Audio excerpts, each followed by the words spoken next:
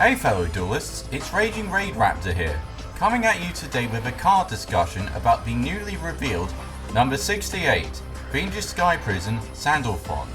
At least I think that's how you pronounce it. It is a rank 8 Dark Attribute Rock type Xyz monster with 2100 attack points and 2700 defense points, with 2 excellent effects. Its first effect makes it gain both more attack and defense points for every monster in both players' graveyard, which will make this card a lot more powerful the longer the game progresses as more monsters go to the graveyard. Its second effect is what really makes this card worth running, as it can make itself immune to destruction effects and prevent either player from special summoning monsters from the graveyard until the end of your opponent's turn, which is similar to the second effect of Abyss Dweller, which I will be comparing to in this video. The only area where both these effects are objectively as good as each other comes from the ability to stop graveyard effects that would special summon monsters from the graveyard, like Performer Mage Trick Clown and Mizuki, as Abyss Dweller does stop all graveyard effects and Sky Prison prevents monsters from being special summoned from the graveyard. However, that's where the similarities between these two cards end,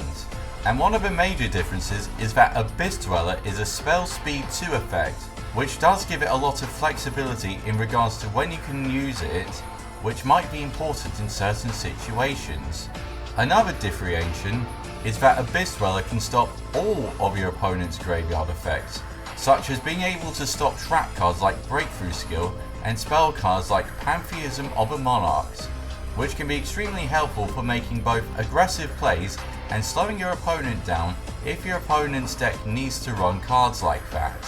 And best of all, it only affects your opponent's graveyard, meaning that you can still use graveyard effects when you use the effect of Abyss Dweller, potentially giving you an unfair advantage over your opponent, depending on what the game state is and the decks you both happen to be running,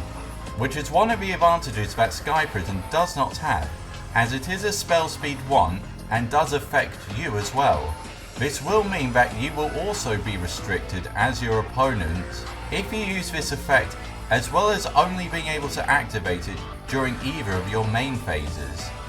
However, this effect can easily be played around if you activate this effect as the last thing you do before your end phase,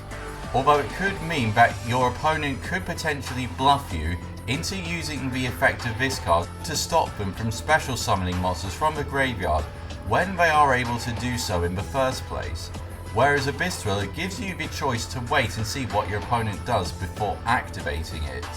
However, one major advantage that Sky Prison has over Abyss Dweller is that it can not only stop graveyard effects that special summon monsters from the graveyard,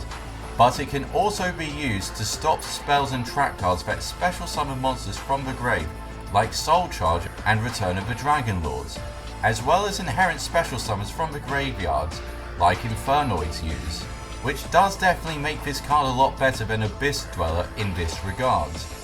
Another advantage that Sky Prison has over Abyss Dweller is that it can give itself protection from destruction effects like Raigeki, which does make this card harder for decks that rely on destruction effects to get over, and gives it more inherent protection from Abyss Dweller, which is made even better since it can increase both its attack and defense points by 100 for every monster in the graveyard, although it can still be easily outed by cards like Castel, Galaxy Eye Cypher Dragon and the Kaiju monsters. So in conclusion, I think this card, although similar to Abyss Dweller, and not quite as good as that card in some areas, is still a fantastic card that is better than Abyss Dweller in some aspects, and I think definitely should be played in any rank 8 spam deck, as its effect is incredibly powerful against decks like Light Swarms, Infernoids and Zombies, as it can potentially stop them from playing for a whole turn, even if it can potentially slow you down as well. But ultimately, I want to know what you guys think. Is this card as fantastic as I say it is, or do you think I've overhyped it? Let me know in the comment section below. I've been RagingRaidRaptor and I'll see you all again next time.